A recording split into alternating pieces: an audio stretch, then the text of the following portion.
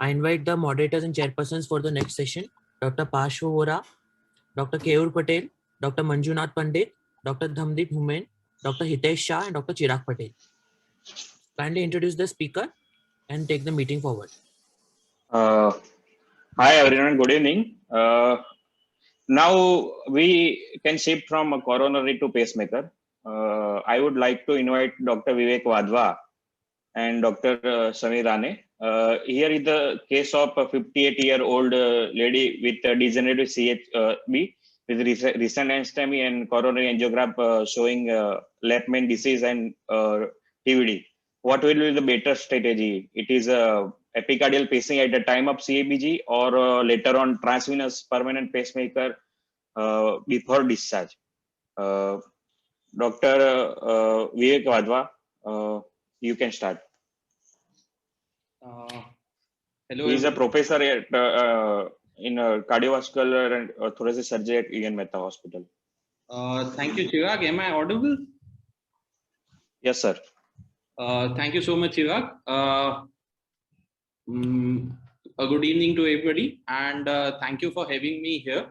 And a special thanks to Dr. Kamal Sharma for inviting me and giving me this opportunity to speak to you all. And I congratulate the team Cardiocon for organizing this wonderful event. So coming back to our scenario here. So we have here a 58-year-old lady with degenerative complete heart block with recent NST-MI. Angiography suggestive of a critical left main with TVD. So the question here is, best permanent pacing timing for her would be.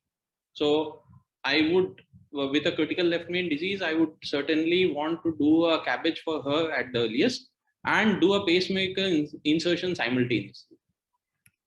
So why I'll do that?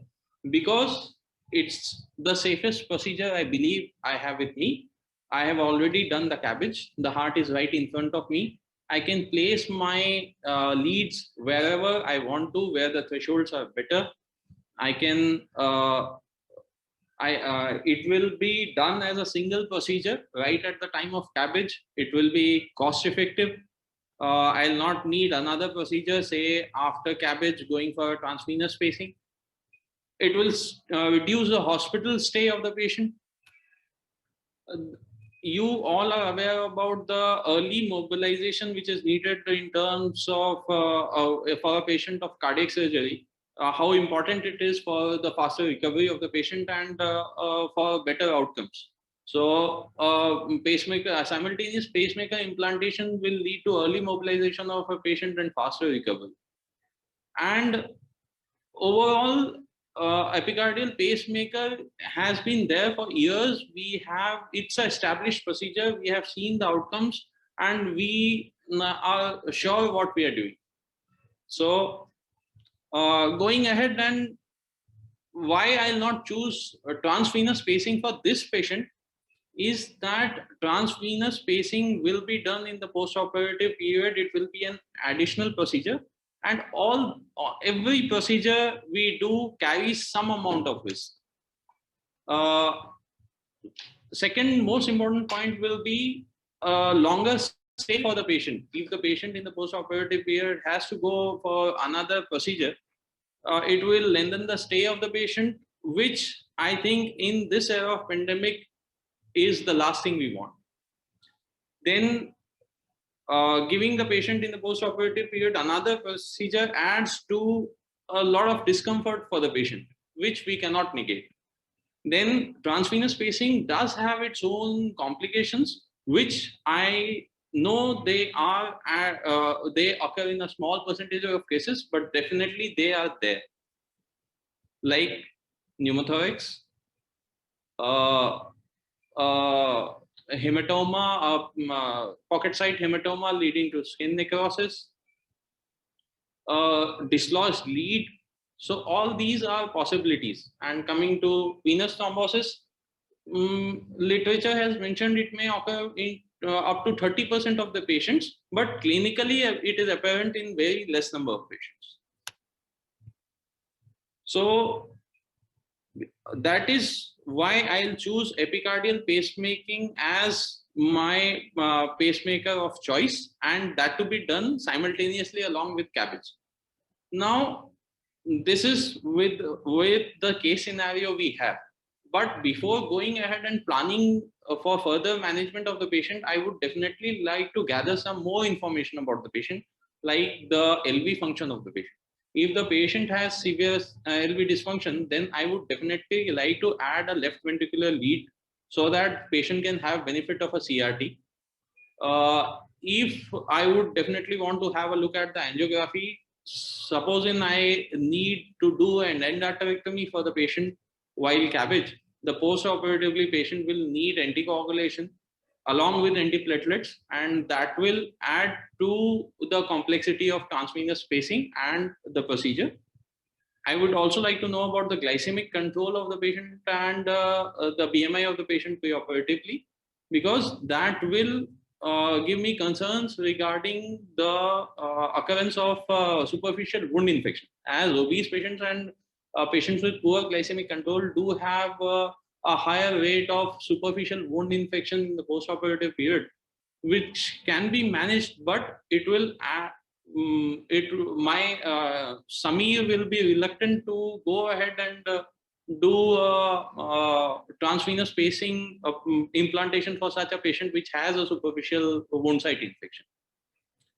Then I would like to know the presence of ASD again, which might lead to thrombus crossing onto the systemic side and leading to further complications, and also the presence of tricuspid regurgitation on echo. They may not concern that much, but they will be adding to my choice of intervention. There are certain scenarios where I'll definitely prefer transvenous spacing. One of them will be a higher potential on epicardial leads. If I am putting in an epicardial leads and checking the potential on the operating table, and I find that these leads have really high potential, then I'll abolish the procedure, and rather I would like to go ahead with a transvenous spacing. And this patient presented to us with a degenerative heart block. Generally, we have patients with heart block in the post-myocardial infarction period. Though for those cases, it is warranted that after revascularization, we wait for 5 to 7 days, that in case the rhythm recovers and the patient may not need any kind of intervention in the post-operative period. So for them, it is always better to wait for 5 to 7 days and then go ahead with a transvenous spacing rather than going in again and putting epicardial leads. So I rest my case here. I'm sure Samir will be prepared with his defense and offense. Thank you, sir, for the presentation. I invite Dr. Samir for his presentation.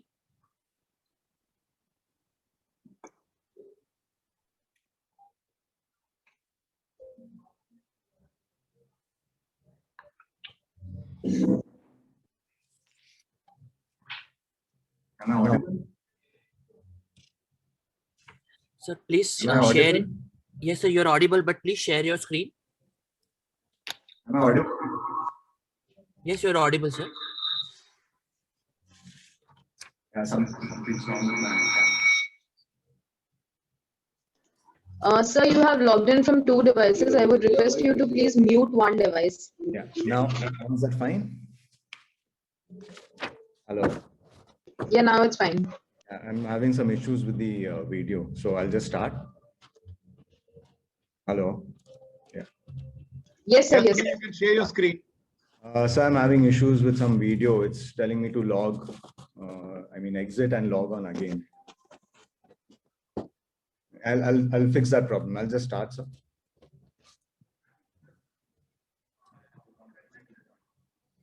Meanwhile, we can ask the chairpersons for their comments before Dr. Samir starts presenting. Respected chairs. Sure. Yeah.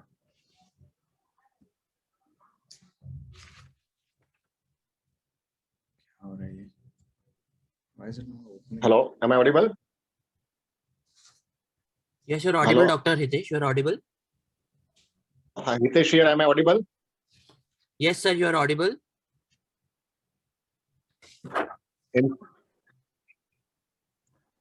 Hello. Go ahead, sir. You Yeah, are audible. yeah.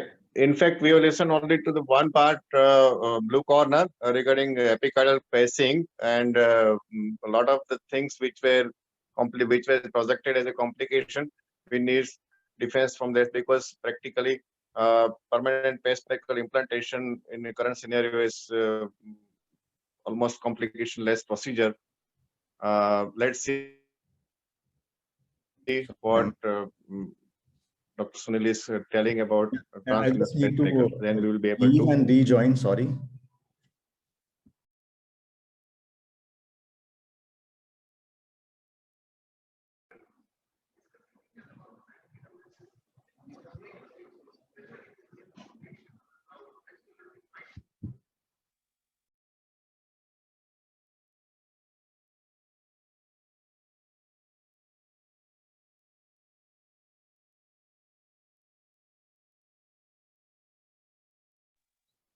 Dr. Parsh Vora, Dr. Chirag Patel, any comments till then? Dr. Keyur, Dr. Dhamdeep.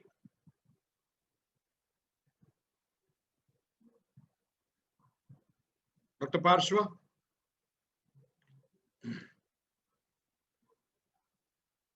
I think Dr. Vivek, I would like to know, Dr. Vivek. Yeah, so assuming that this patient had LV dysfunction and you intend to put a CRT epicardially, I mean, do we have enough data? Number one. Number two, how is that going to be a different technique doing the CRT in a patient when you're doing probably say epicardial? You are not talking. I'm sorry, Dr. Kamal, you were not audible. Can you repeat your question here? Can you hear me now? Yeah, you're audible. My question, if this patient was to have LV dysfunction, how is your approach of an epicardial pacemaker going to be different? How are you going to chase an CRT epicardially?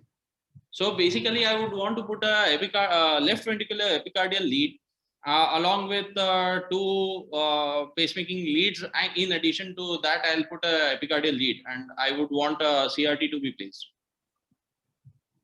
I think we have Dr. Samir back. Samir, we were able to see you. Can you share your slides please now? We could see you for a while. Samir? If you can't share your screen, you can start your counter without the slides, please. Yes, okay.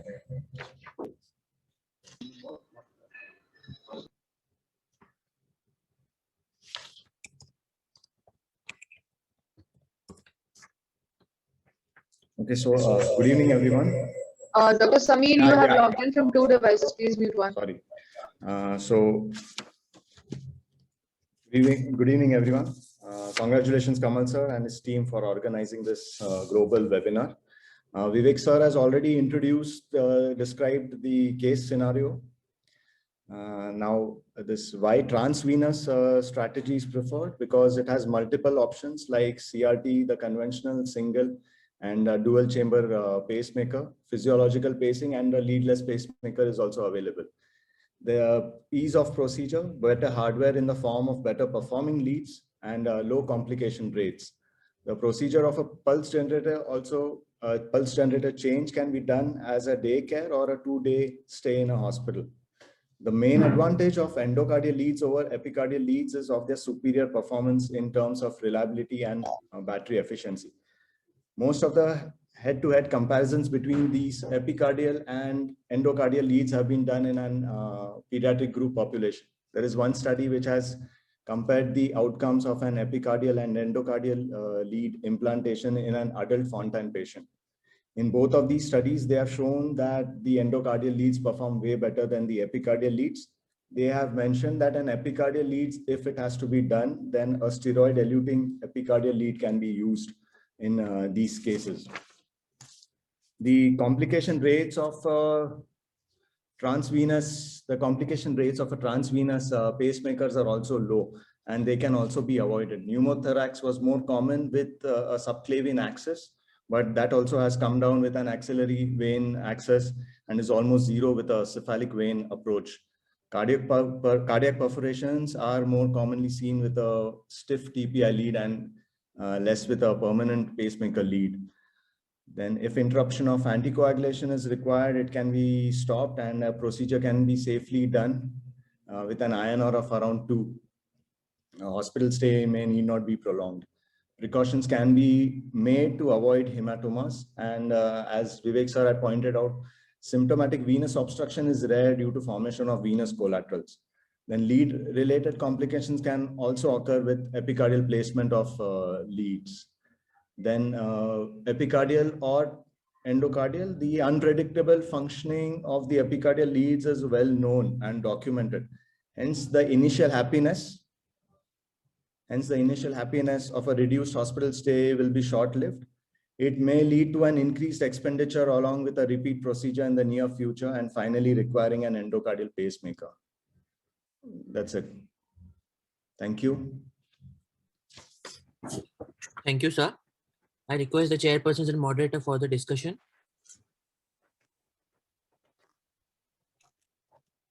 Dr. Dhamdeep, Dr. Hitesh, Dr. Chirag, any comments? Yes, as we hear from both, I think that single procedure and early discharge is a main advantage of epicardial pacing at the time of CABG. But more physiological pacing we can achieve with a transvenous pacemaker. That is more advantage with transvenous pacemaker rather than epicardial pacing. One point I wanted to make was Kamal sir was asking about CRT, the prophylactic LV lead placement. That can be done, and there are studies which have shown that a prophylactic LV lead can be placed during CABG in patients anticipated, who would need CRT therapy in the future. It has also been shown that prophylactic LV lead implantation in patients undergoing aortic valve surgery for severe aortic stenosis, and we feel that the LV function may recover in the future. No harm is done by putting an LV lead as a prophylactic.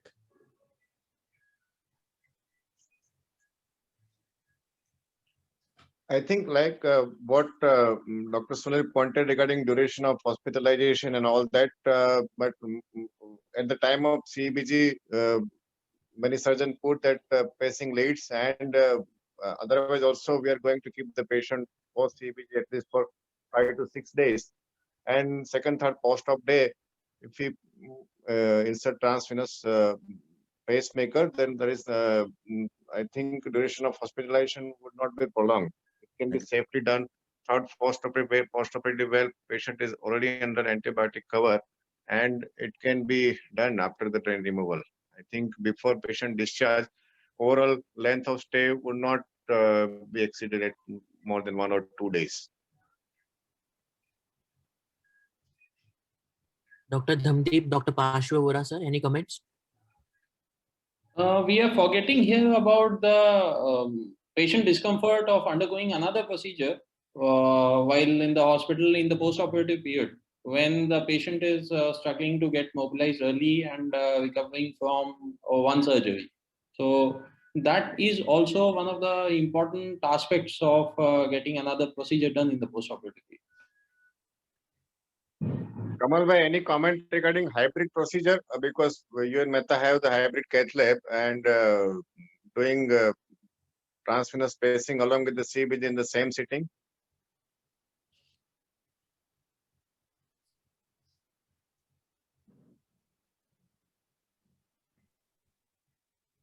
Dr. Vivek, you would like to answer that? You're muted, Dr. Vivek. You are a better judge, sir. No, hybrid is given by, taken away by surgeons rather than given by the cardiologist. Of course, the cases taken by the cardiologist are the cases where the surgeon gets in, but of course, most of the time. But I think it's like, no point in doing two things, together. I think either you do this or we do that. But I think good strategy of doing a pacemaker, if we intend to do post CABG, is at the time of discharge. The protocol that we believe in putting a pacemaker in a complete heart block in this kind of a scenario is when the patient is fit to go home. So you can do a PPI and then next 2 days he goes home. So don't be in rush, second day post CABG or third day post CABG or fifth day post CABG. When the surgeon says, now I'm ready to send him home, either I send him or you put a pacemaker. That's when I would actually time it as the time when I would go ahead and do a PPI, because I don't want, PPI done and the cost is already added up, and then you have some infection in the sternal wound, which goes on to infect the pocket wound, as Dr. Wadhwa was showing. We don't want then blame going to come that your wound infected my wound or my wound infected your wound. So I think best time to do it is to when the patient is fit to go. Your comments? I absolutely agree with you, sir. Definitely, that is the best time to put in the pacemaker, because the patient, when the patient is ready to go home, she is at a comfort to undergo another procedure. Otherwise, it will be a pain to her.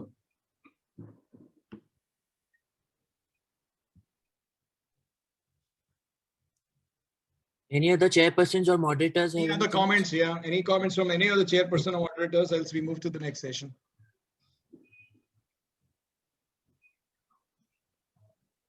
Okay, so we'll end the session then. Thank you. Thank you very much, both the speakers, moderators and chairpersons. And we move to the next talk.